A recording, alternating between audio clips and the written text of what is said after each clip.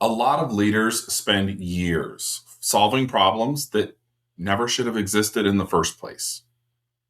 Hey, Internet friends, it's Joe, and welcome to another episode of Simplify, Focus, Scale. And today we're going to talk about some of the common pitfalls that leaders fall into and why they focus on solving visible problems instead of the real underlying issues. And some of the ways that you can recognize this, whether it's in your business or if you're talking to somebody else, is when you hear phrases repeatedly. And they often start with we need or we just need. So we just need another person. We just need more accountability. We just need another tech tool. We just need better people. The theme is consistent. There's always this misconception that one thing is going to solve all the problems. And most leaders focus on solving the visible problems. But visible problems are usually just a symptom of something that's much, much deeper. And the real issue is often creating the problem repeatedly. I've seen this many times throughout my career where people are hiring to compensate for broken processes. They're adding staff instead of fixing workflows and so on and so forth.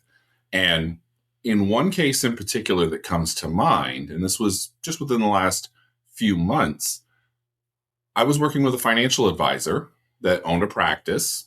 And when we first met, that was exactly what I was hearing. We just need to hire more support in operations. But the problem was the business was running on a thin enough margin that really wasn't feasible to add more staff. So we stopped and we looked at what was really happening, because leadership thought it was just a lack of staffing and that we just needed more bodies in the seat. But what was actually happening was that the people that were there were in the wrong roles. So solving the role alignment issues and actually getting people to work in the areas where they were best suited and work on the things they were interested in motivated them all to do much better. So we went from a perception of we just need to spend more money and hire more people to what they actually needed was to realign the processes and realign the job fit and realign who was in what roles. And in doing so, they were able to achieve the goals they had set for themselves from a onboarding standard timeline process, getting their turnaround times down to what they were expecting them to be. And that actually freed up time for the existing staff to go ahead and assist in other areas, which included getting people scheduled to meet with the advisors on the team. That's where they make their money. So they were getting more flow through the door. They increased the profitability per client because they were spending less in staffing hours for each client being onboarded and going through their planning process. So if that same problem keeps coming back in your business, there's a really good chance that you're treating symptoms instead of causes. Because symptom solving creates more complexity and just makes things more difficult. That complexity creates dependency on the leader because you're going to find yourself more and more involved all the time. And that dependency creates burnout. It creates burnout for your team who's frustrated and tired of doing the same things over and over.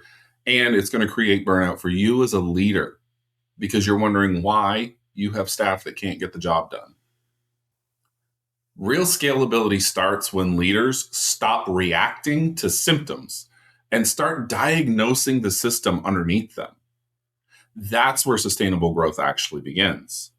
And remember, like I always say, it's not just about size, it's sustainability.